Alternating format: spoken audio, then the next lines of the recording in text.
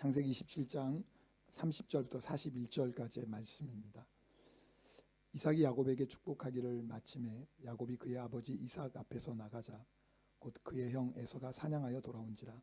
그가 별미를 만들어 아버지에게로 가지고 와서 이르되 아버지여, 일어나서 아들이 사냥한 고기를 잡수시고 마음껏 내게 축복하소서.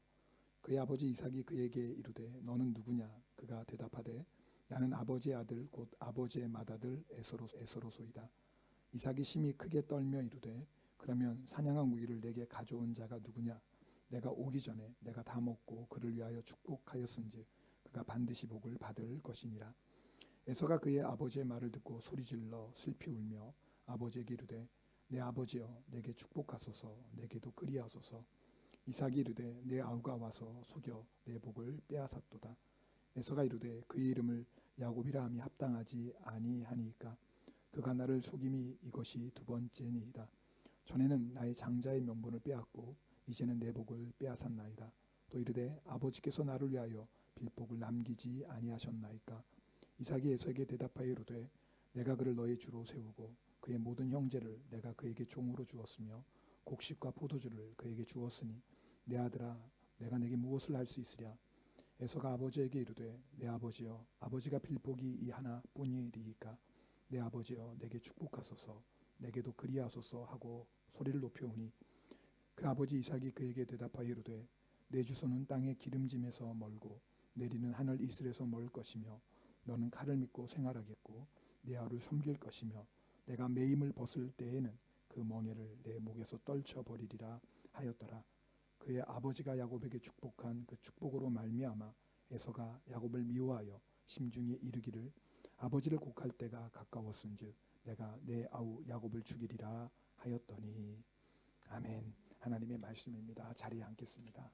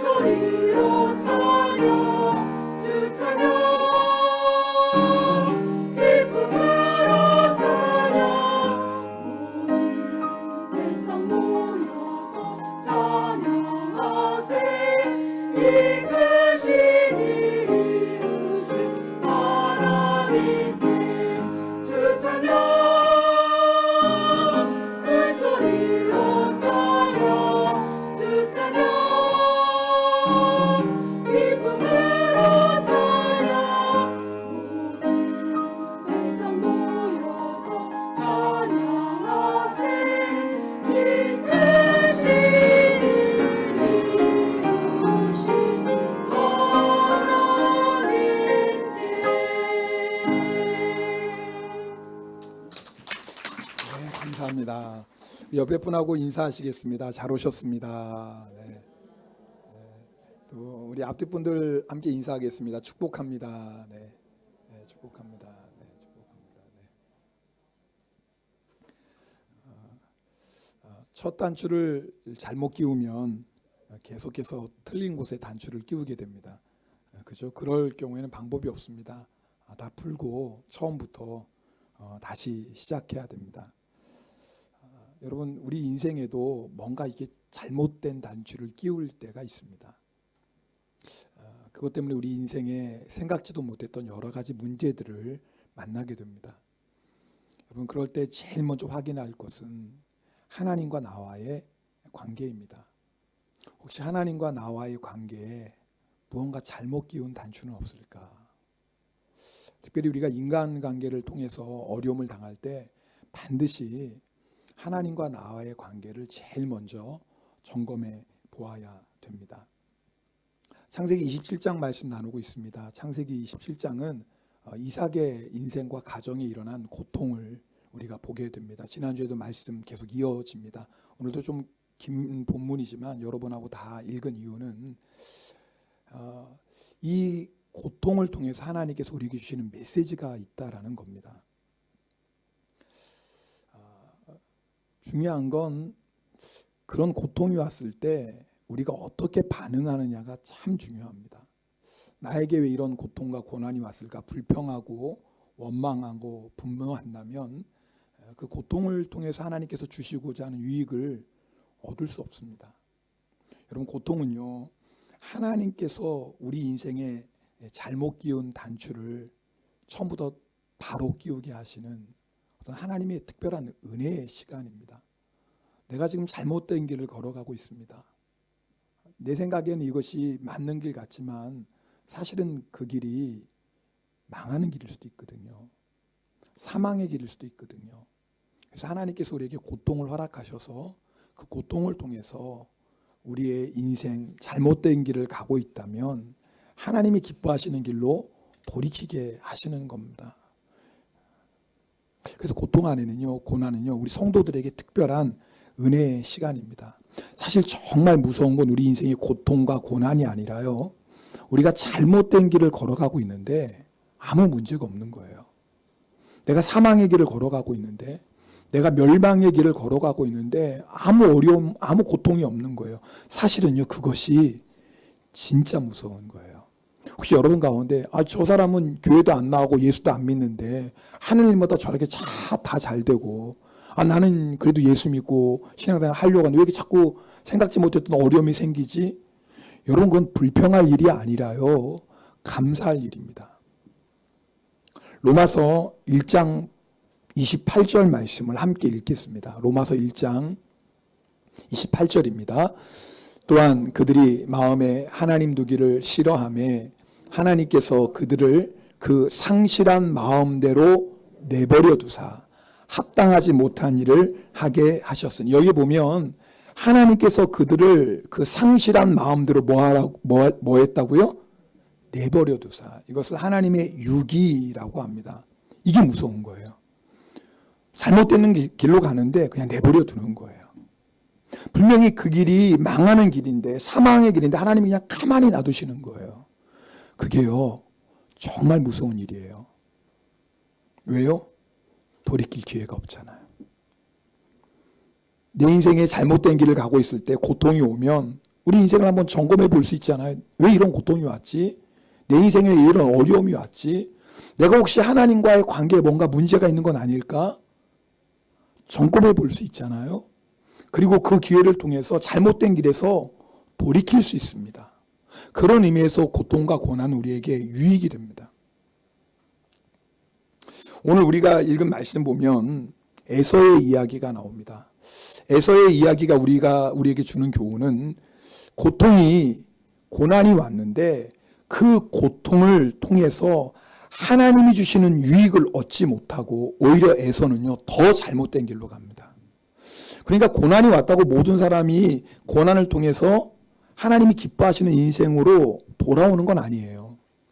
고난이 무조건 유익이 되는 게 아닙니다. 에서를 보면 오히려 그 고난 때문에 더욱더 잘못된 길로 달려가는 것을 보게 됩니다. 우리 인생에 고난이 오고 고통이 왔을 때 그것이 유익이 되기 위해서는 반드시 두 가지가 필요합니다. 오늘 여러분하고 좀 그 말씀을 나누려고 해요. 이 두 가지가 필요해요. 첫 번째는 뭐냐면 회개입니다. 여러분 아시는 것처럼 이삭은 하나님의 뜻을 거역하고 에서에게 축복하려고 합니다. 에서를 축복하는 건 뭐죠? 장자 임명식이라고 제가 쉽게 말씀드렸습니다. 하나님이 택하신 사람은 누구예요? 야곱이에요. 근데 이삭이 자기 인간적인 욕심을 따라 에서를 세우려고 합니다. 근데 이 사실을 알고 리브가와 둘째 아들 야곱이 어떻게 합니까? 이삭을 속이고 그리고 이삭의 축복을 받습니다. 이삭이 야곱을 축복하자마자 사냥 나간 에서가 돌아옵니다. 그리고 별미를 만들어서 이삭에게 가지고 옵니다. 아버지, 저를 축복해 주십시오. 이삭이 깜짝 놀라는 거예요. 분명히 자기가 에서가 가지고 온 별미를 먹고 축복해 줬잖아요.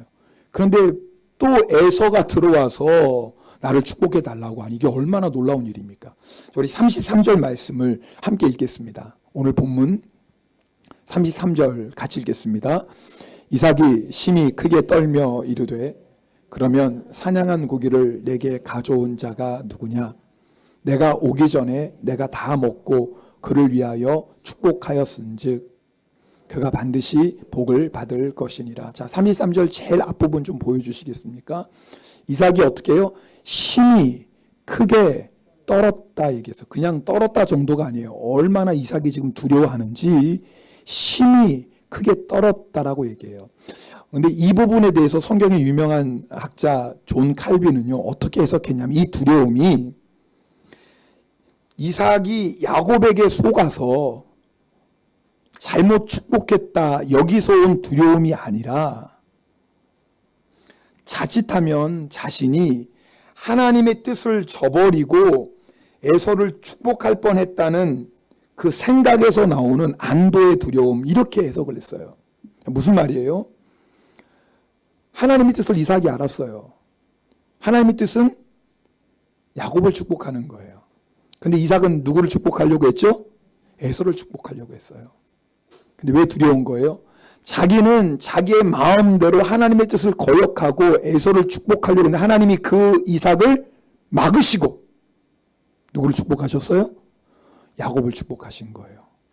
그 하나님의 뜻을 깨닫자마자 이삭이 너무 두려운 거예요. 내가 하나님의 뜻을 거역했구나. 큰일 날 뻔했구나. 하나님의 뜻은 야곱인데 내가 내 생각대로 내 욕심대로 에서를 축복하려고 했는데 큰일 날 뻔했구나. 하나님을 향한 두려움이었다라고 해석합니다. 저는 이 해석이 맞다고 생각합니다. 이삭은요 하나님의 뜻을 알면서도 내가 에서를 장자로 세우면 끝난다고 생각했어요. 왜요? 아니 내가 에서를 축복하고 에서를 장자로 세우면 그 다음에 그 가문을 이을 사람이 누가 되는 거예요? 에서가 되는 거 아닙니까? 그러면 하나님도 어쩔 수 없이 자기를 따라줄 줄 알았어요. 이미 물이 엎질러졌는데 어떡하겠어. 이미 물이 엎질러졌는데. 그러니 이삭은요 자기 마음대로 하나님의 뜻을 저버리고 그래도 하나님의 뜻에 불구하고 내가 에서를 축복하면 에서가 복을 받을 거야. 하나님도 어떡하시겠어. 내가 일단 축복하고 딱 세우면 끝나는 거 게임 끝이지 뭐. 이렇게 생각했다고 말이에요. 근데 웬걸요. 이삭은 하나님을 알았지만 또 하나님을 몰랐어요. 뭘 몰랐냐고요? 하나님은 반드시 하나님의 뜻을 행하시는 분이세요. 이삭은 자기가 에서를 축복하려고 했지만 하나님이 막으셨어요. 이삭이 생각이나 했겠습니까? 당연히 자기가 축복하면 에서가 복을 받는다고 생각했는데 하나님이 기가 막히게 이삭을 막으셔서 야곱을 축복하신 거예요. 물이 엎질러지지 않게 하신 거예요. 아니 만약에 물이 엎질러졌다 할지라도 하나님은 전능하신 하나님이세요. 어떻게 해서든지 하나님은 에서가 아니라 누굴 세우셨어요? 야곱을 세우셨을 거라고요. 이것을 깨닫고 이삭이 두려웠던 거예요. 저는 말씀을 준비하다가 이런 하나님이 너무 좋은 거예요. 왜요? 우리도 이삭처럼 하나님의 뜻을 저버리고 우리 마음대로 할 때가 얼마나 많습니까? 그죠? 하나님 뜻이 뭔지 알아요. 그런데 하나님의 뜻 알지만 싫어요. 나는 야곱보다 에서가 좋아요. 에서 세울 거야. 하나님 몰라요. 나는 에서 세울 거예요. 내가 에서 축복하면 뭐 하나님도 어떡하시겠어요? 내 뜻 따라주셔야지. 우리가 이런 이삭과 같은 마음을 우리 마음대로 행할 때가 얼마나 많아요? 하나님 무서운 줄 모르고. 여러분 어떠세요? 그죠? 하나님 뜻 알아요. 알면서도 내 마음대로 내 고집대로 막 해요. 아니에요. 우리가 아무리 우리 마음대로 우리 고집대로 해도요, 하나님은 반드시 하나님의 뜻을 이루시는 분이세요. 예수 믿는 사람을 핍박하던 사울이라는 청년, 뭐 얼마나 예수 믿는 사람이 싫었는지 교회를 핍박하는지 예루살렘뿐만 아니라 유다뿐만 아니라 다메섹이라는 곳에 가서 예수 믿는 사람을 잡으려고 다메섹으로 가고 있어요. 놀랍죠. 하나님이 그 교회를 핍박하는 사울이라는 청년을 택하셨어요.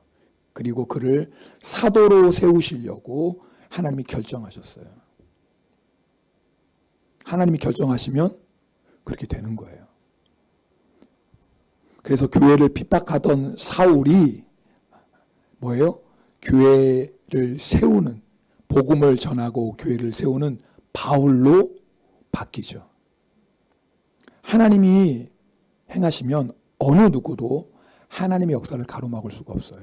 중요한 건 우리가 그 하나님의 뜻 앞에 굴복하는 거예요. 이삭처럼 하나님의 뜻을 내 생각, 내 욕심으로 거스리려고 하면 누구만 고생이에요? 나만 고생이에요. 예수님께서 다메섹으로 가던 사울을 만나서 이렇게 말씀하세요. 이제 나중에 바울이 된 사람이에요. 사울아, 사울아, 내가 어찌하여 나를 박해하느냐? 가시채를 뒷발질하기가 내게 고생이래. 이게 뭐냐면요, 이 커다란 막대기, 이 동물을, 가축을 칠 때 커다란 막대기에 이 가시를 박습니다. 삐죽한 송곳 같은 걸 막아요. 짐승이, 가축이 자기 마음대로 하고 싶어서 뭐예요? 이 가시 달린, 이 삐죽한 것이 달린 막대기를 자기 발로 차요. 그럼 누구만 아파요? 누가 아파요? 자기가 아파. 이게 바로 주님께서 가시채를 뒷발질하면 누가 고생이에요? 내가 고생이에요. 여러분 이 말씀을 잘 들으셔야 돼요. 이 세상에서 가장 어리석은 사람이 누구냐면 하나님 앞에서 고집 부리는 사람이에요. 갈 때까지 가지 뭐. 갈 때까지 가면 어떻게 되는 줄 아세요? 대표적인 사람이 누구예요? 애굽왕 바로라는 사람이에요. 이집트의 왕 바로. 하나님께서 이집트 애굽왕 바로에게 이스라엘 백성을 내보내라 명령하셨어요. 바로가 들어요? 안 들어요. 하나님께서 10가지 재앙을 내리기 시작하십니다. 나라가 다 망해요. 그런데도 이 바로라는 사람이 얼마나 완악한지 갈 때까지 가자는 거예요. 갈 때까지 가는 거예요. 결국은 어떻게 되죠? 장자가 죽임을 당하고. 그런데도 깨닫지 못해요. 그 이스라엘 백성을 잡으려고 쫓아가다가 결국 바로가 어떻게 되죠? 망하고 말아요. 이 세상에서 가장 어리석은 사람은요, 하나님 앞에 고집 부리는 사람이에요. 그래서 하나님께서 때때로 우리 인생에 고난을 허락하세요. 너 그러지 마. 왜? 하나님 우리 포기하실 수 없으니까요. 왜요? 하나님은 우리를 향한 하나님의 계획을 절대로 포기하지 아니하시거든요. 우리를 향한 하나님의 사랑은 영원한 사랑이에요. 그러니까 우리가 잘못된 길로 가면, 멸망의 길로 가면 하나님이 그대로 놔두시는 게 아니에요. 우리를 사랑하니까 어떻게 해서든지 뭐예요? 바른 길로, 생명의 길로, 구원의 길로 돌이키세요. 고통을 통해서, 고난을 통해서. 오늘 말씀 보면 에서가요, 야곱이 아버지를 속이고 축복받은 걸 때문에 오늘 보니까 통곡하며 옵니다. 대성통곡합니다. 방성대곡합니다. 오늘 말씀이 오면 표현이 약해요. 천둥 치는 것처럼 에서가 그렇게 소리질러 울었다 그랬어요. 원문을 보면. 근데 문제는 뭐냐면 에서가 이 고통을 회개의 기회로 삼지 않아요. 내 인생에 왜 이 고통이 왔을까? 생각해야 될 거 아닙니까? 그런데 에서가 울부짖었지만 그 울부짖음은 회개의 눈물이 아니라 분노의 울부짖음이었어요. 우리 36절 말씀을 함께 읽겠습니다.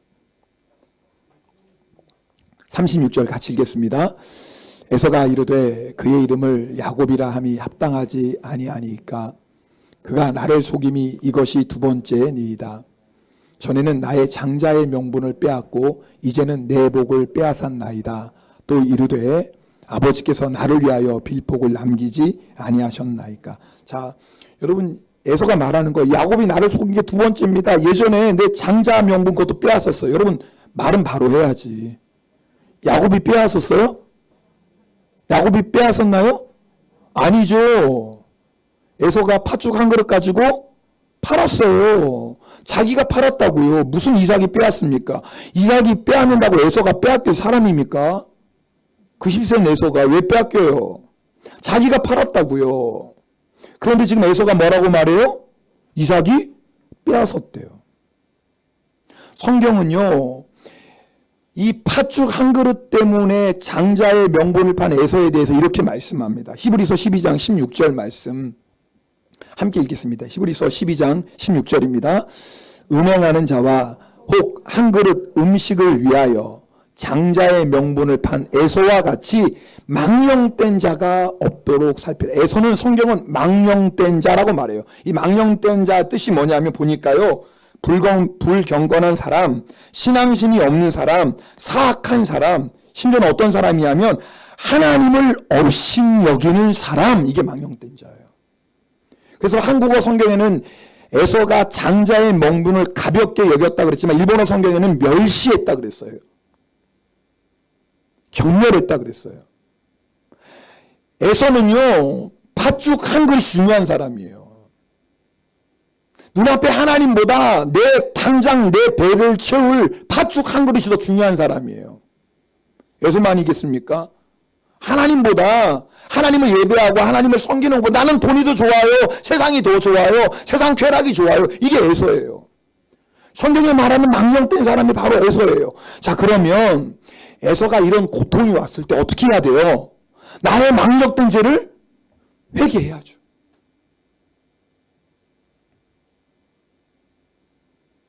그런데 에서는 자신의 죄를 인정하지 않고 이 모든 고통이 누구 때문이라고요? 야곱 때문이라고 생각했어요. 그래서 심지어는 야곱을 죽이려고 마음먹습니다. 성도 여러분, 에서처럼 하면 안 돼요. 자신의 죄는 보지 못하고 다른 사람 때문이라고 분노하며 맞아요. 야곱이 고통스럽게 한 건 맞지만 그 시작은 자기의 죄 때문인데 하나님이 그 죄를 회개하게 하시려고 야곱을 통해 나를 아프게 하시는 건데, 그런데 나의 죄는 보지 못하고 나를 아프게 하는 야곱을 미워하고 야곱을 죽이려고 하면 안 돼요. 그러면 우리의 인생을 다시 새롭게 할 수 있는, 잘못된 길에서 돌이키게 하시는 그 하나님의 은혜를 받을 수 없다 그 말이에요. 그러므로 여러분, 우리가 고통당할 때, 특별히 인간관계, 야곱과 같은 사람으로 인해서 고통당할 때 야곱을 미워하고 야곱을 죽이려고 하지 마시고 에서처럼 그 고통이 혹시 나의 죄 때문 아닌가? 이 야곱을 통해서 하나님이 나의 망령된 죄를 깨닫게 하시고 망령된 죄를 회개하게 하시는 건 아닌가라고 여러분이 생각하셔야 된다 그 말이에요. 물론 이런 모든 고통이 우리 죄 때문은 아니에요. 하나님이 우리를 훈련시키시려고, 우리를 예수 닮는 믿음의 사람으로 세우시려고, 하나님이 쓰시기에 합당한 믿음의 그릇으로 만드시려고 우리를 그렇게 훈련하실 때도 있어요. 하지오지 영광교회 창립 10주년 때 유기성 목사님 모셔서 집회를 인도하셨습니다. 제가 여러분에게도 나눴던 얘기인데 오늘 이 설교에 너무 딱 맞는 이야기에서 다시 한번 들어보십시오. 어느 목사님이 오랫동안 분란이 있는 교회에 담임 목사로 가셨습니다. 여러분, 그런 교회는요, 교인들이 뿌리 깊은 갈등, 상처, 분노가 있고요, 서로 비난하고 정죄하기 때문에 목회하는 게 참 어렵습니다. 결국 여러 목사님이 그 교회에 오셨지만 결국 얼마 있다가 그 교회를 떠나실 수밖에 없었어요. 그런데 이 목사님이 그런 갈등과 상처가 싸움이 있는 교회에 가셨는데 목회를 잘 하시는 거예요. 이유는 뭐냐면 교인들 한 사람 한 사람을 잘 품어주시는 거예요. 그전에 있는 목사님들은 뭐 사랑 안 했겠습니까? 그전에 오셨던 목사님들은 품어주시지 않았겠습니까? 당연히 사랑하고 품어줬죠. 그런데 교인들이 그럼에도 불구하고 여전히 싸우고 여전히 오해하고 무례하게 행동하고 그러니까 그것을 목사님이 나중에는 견디지 못하니까 결국은 뭐 교회를 나가시게 되는 거예요. 그런데 이 목사님은 그 교인들이 그런 모습에도 한결같이 사랑으로 품어주는 거예요. 그러니까 시간이 지나면서 교인들의 마음이 조금씩 열리기 시작하는 거예요. 그리고 교회가 뭐예요? 조금씩 변화되기 시작하는 거예요. 물론 하나님의 은혜죠.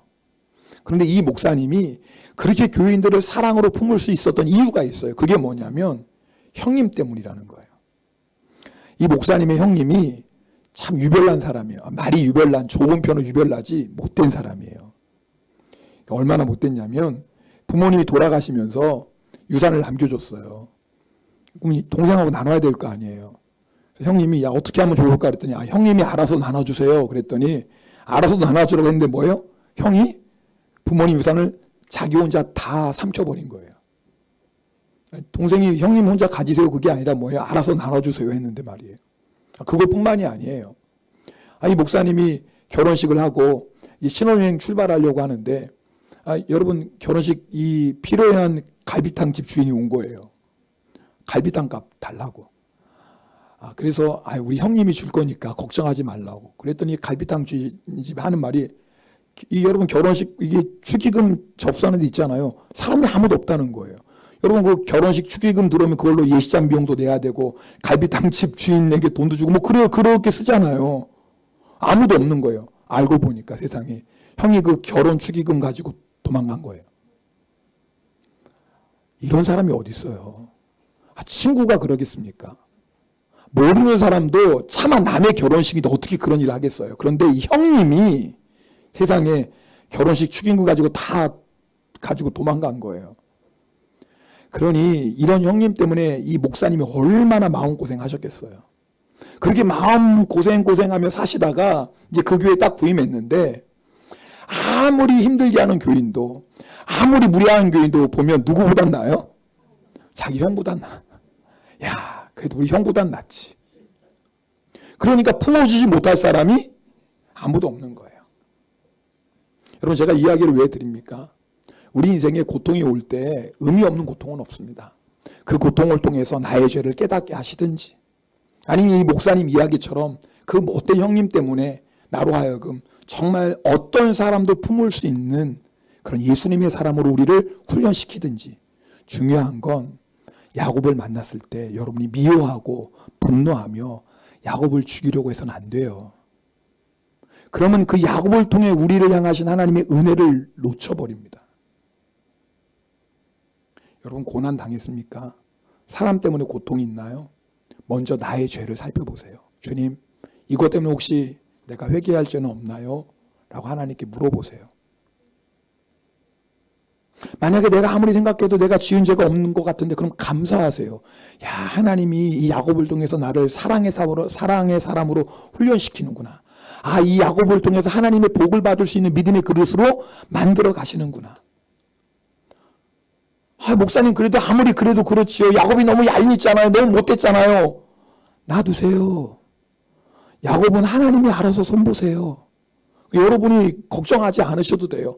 야곱은 그 다음 장에 보면 하나님이 특별 관리에 들어가세요. 그러니까 야곱은 누구에게 맡기고 하나님께 맡기고 야곱을 통해서 나의 죄를 깨닫게 하시고 때로는 야곱을 통해서 나를 예수 그리스도의 사람으로 훈련시키시는 주님의 뜻을 깨닫고 여러분이 은혜로 받으시기 바랍니다. 근데 제가 오늘 이 말씀을 준비하다가 한 가지 이렇게 마음에 남는 부분이 있었어요. 그게 뭐냐면 우리 35절 말씀인데요. 35절 함께 읽겠습니다. 35절입니다. 이삭이 이르되 내 아우가 와서 속여 내 목을 빼앗았도다. 이삭은요, 하나님께서 에서를 축복하려는 자신을 막으시고 야곱을 축복하셨다는 것을 알았어요. 전능하신 하나님이 반드시 하나님의 뜻대로 행하신 것을 알고 두려웠어요. 그렇다면 에서가 방송되고 가면서 아버지 내게도 축복해 주십시오 막 할 때 이삭이 어떻게 했어야 되냐면 이렇게 했어야 됐어요. 내 아들 에서야, 이게 하나님의 뜻이다. 너희들이 어머니 뱃속에 있을 때보다 하나님이 사실은 야곱을 택하셨다. 큰 자가 작은 자를 섬기리라고 하나님이 분명히 말씀하셨다. 그런데 내가 하나님의 뜻을 어기고 내 마음대로 너를 축복하려고 했다. 너를 장자로 세우려고 했다. 이 모든 고통이 누구 때문이야? 나 때문이다. 내 죄다. 나를 용서해다오. 그리고 에서야 잘 들어라. 하나님은 너를 아니라, 네가 아니라 야곱을 너의 주로 세우셨어. 그러니 너는 하나님의 뜻에 순종해야 돼. 너 야곱을 섬겨야 된다. 그것이 네가 살 길이야. 그리고 이삭이 에서를 뭐예요? 그렇게 가르쳤어야 돼요. 무슨 말씀인지 아시겠죠? 근데 지금 이삭이 어떻게 해요? 마음이 아프겠죠. 왜요? 이삭은 에서를 사랑하니까. 그 마음은 아는데 지금 에서를 위로해요. 위로하는 게 뭐 나쁘겠습니까? 근데 중요한 건 이삭이 에서가 정말 회개해야 될 때 회개할 수 있는 말을 해주지 않아요. 오히려 뭐라고 얘기합니까? 내 아우가 와서 속여서 내 복을 빼앗았도다. 여러분 잘 보세요. 지금 이삭이 뭐라고 말하는 거예요? 이 복이 에서 네 거였는데 야곱이 빼앗았다. 이 말이 맞아요, 틀려요? 맞아요, 틀려요? 틀리죠. 이 복은 원래 누구 복이었어요? 야곱 복이잖아요. 그렇죠? 원래 야곱 거예요. 야곱이 받아야 될 복을 누가 받은 거예요? 야곱이 받은 거예요. 물론 야곱이 아버지를 속인 게 문제죠. 그러나 이 모든 문제의 발단은 누구부터 시작된 거예요? 이삭 아닙니까? 근데 이삭이 여전히 뭐예요? 인간적인 마음으로 에서를 위로하는 건 좋은데 에서가 회개할 수 있는 기회마저도 주지 않아요. 뭐 좀 다른 얘기지만 제가 이 말씀을 준비하면서 참 마음이 아프기도 하고 또 저를 돌아보기도 했어요. 혹시 주님 제가 이삭처럼 행동하지는 않았습니까? 우리 성도들이 힘들고 어려운 일을 만날 때 물론 위로해야죠. 그러나 동시에 하나님이 회개할 기회를 주셨는데 하나님이 돌이킬 기회를 주셨는데 하나님이 잘못 끼운 인생의 단추를 바로 끼울 수 있는 그런 은혜의 고통을 주셨는데 그때 내가 집사님 하나님의 뜻에 깨닫고 순종하셔요. 회개하셔야 됩니다. 이렇게 말해야 될 때 내가 이삭처럼 그냥 위로만 끝나진 않았을까. 사실 좀 다른 얘기지만 그런 마음이 드는 거예요. 그래서 이삭 이때 에서에게 이런 말을 했으면 얼마나 좋았을까. 제가 이 말씀을 왜 드립니까? 혹시 여러분 누가 정말 내가 마음이 아프고 힘들 때 조심스럽게 그러나 주님의 이름으로 집사님 한번 집사님 이번 기회를 통해서 하나님 앞에 한번 회개하시면 어떻겠어요? 말할 때 여러분이 그 말이 좀 아프다 할지라도 그 말을 물리치지 마시고 맞아. 어쩌면 이 고통을 통해서 하나님이 나로 하여금 회개하고 잘못된 길에서 돌이키게 하실지도 몰라. 여러분이 그렇게 받으시면 여러분이 얼마나 큰 은혜가 되시겠어요. 그죠? 자, 오늘 우리가 고통을 만날 때 고통이 유익이 되면 첫 번째 회개해야 된다 그랬어요. 그리고 또 한 가지가 있습니다. 그것이 뭐냐면 순종하는 겁니다. 진정으로 회개했는지 안 했는지는 뭐를 보면 알 수 있냐면 그 사람이 주님의 말씀에 순종했는지를 보면 알게 돼요. 자, 그러니까 에서가 이 고난을 통해서 고통을 통해서 하나님의 은혜를 받는 방법은 회개하는 거고 두 번째 뭐예요? 하나님의 뜻에 순종하는 거예요. 자, 그럼 에서가 하나님의 뜻에 순종하는 건 뭐예요? 야곱을 섬기면 돼요. 성경에 보면 느디님 사람이라고 있습니다. 이 에스라, 느헤미야에 보면 이스라엘 백성이요, 이 바벨론 포로로 있다가 여러분 예루살렘을 재건하기 위해서 포로들이 귀환합니다. 근데 그 귀환하는 사람들 가운데 느디님 사람들이란 사람들이 나와요. 여러분 이 느디님 사람들의 기원은 여호수아 9장에 보면 여호수아가 가나안 땅을 정복해 나갈 때 그 가나안 족속 중에 기브온 사람들이 있습니다. 기브온 사람들. 근데 이 기브온 사람들이 여호수아를 속여서 뭐예요? 평화 협상을 맺습니다. 알고 보니까 뭐예요? 멀리서 온 사람들이 아니라 이 가나안 땅에 사는 사람이에요. 그러나 여호와의 이름으로 언약을 맺었기 때문에 비록 속아서 맺었다 할지라도 깨뜨릴 수가 없는 거예요. 그래서 이 이스라엘 백성이 기브온 사람들을 어떻게 하냐면 성전에서, 그때는 성막이죠. 성막에서 레위인들을 도와서 나무를 패고 물기는 아주 힘든 막노동을 시키는 노예로 삼습니다. 그래서 이 느디님, 이 기브온 사람들이 뭐예요? 레위인을 도와서 성막에서 하나님을 섬기게 됩니다. 또 이스라엘 백성이 전쟁에서 포로를 끌고 오는데 그 포로 가운데 레위인들에게 준 포로들이 있어요. 그럼 그들도 뭐예요? 이 기브온 사람들처럼 하나님의 성막을, 성전을 섬기는 일을 하는 거예요. 근데 놀라운 게 뭐냐면 이들이 종으로서 무거운 멍에를 메고 성전을 섬겼는데, 하나님을 섬겼는데, 하나님을 섬기다가 뭐예요? 은혜를 받는 거예요. 내가 원해서 섬기는 게 아니에요. 노예예요. 무거운 멍에를 메고 하나님을 섬겼는데 섬기다 보니까 뭐예요? 은혜를 받는 거예요. 하나님의 놀라운 은혜를 체험하는 거예요. 그래서 여러분, 이들이 나중에 바벨론으로 포로로 끌려가요. 거기서 이제 자유인이 됩니다. 그런데도 놀라운 사실은 예루살렘을 재건할 때 이 느디님 사람들도 자원해서 이스라엘 백성과 함께 예루살렘으로 와요. 그래서 예루살렘 성벽을 재건하는데 쓰임 받고요. 이들의 이름이 하나님의 성경에 기록된 느디님 사람들이라고, 하나님의 성전을 재건하는 일에 쓰임 받는 영광스러운 그 이름이 돼요. 제가 왜 느디님 사람들 얘기하시는지 이해하시겠죠?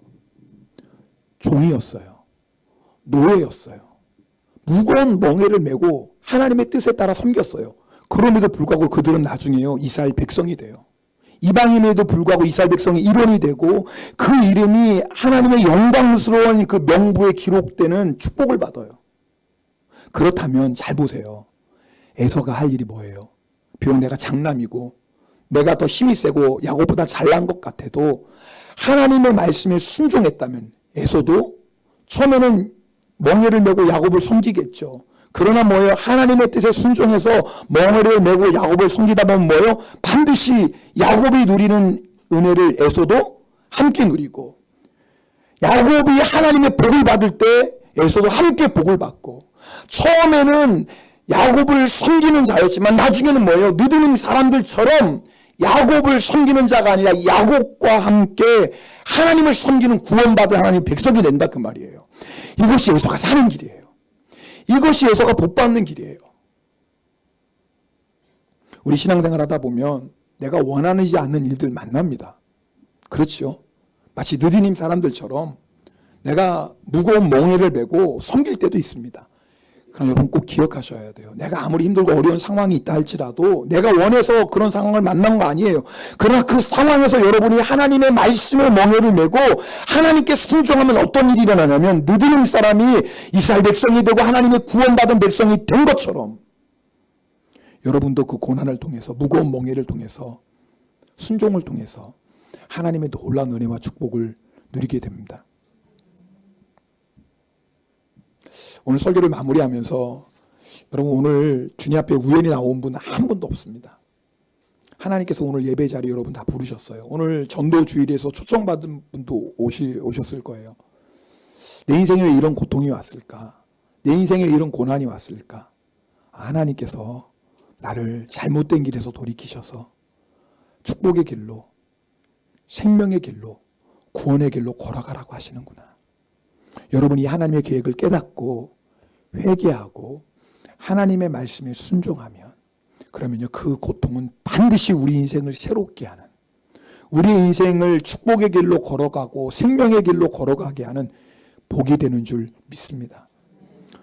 오늘 이 말씀 가지고 우리 함께 찬송 부르고 기도하면 좋겠습니다. 찬송가 428장입니다.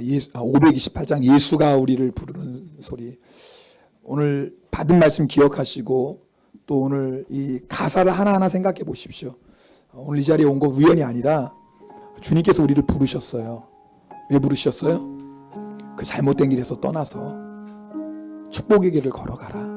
너 그 멸망의 길 걸어가지 말고 생명의 길, 구원의 길을 걸어가라. 그래서 주님께서 우리를 이 시간에 부르셨어요.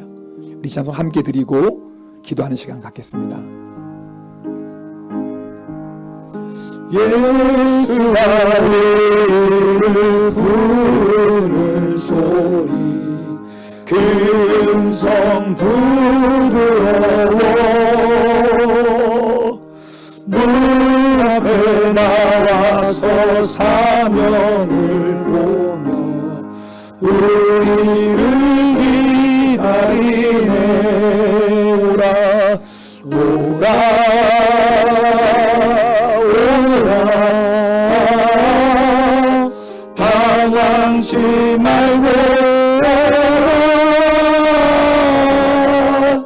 죄 있는 자들아 이리로 오라.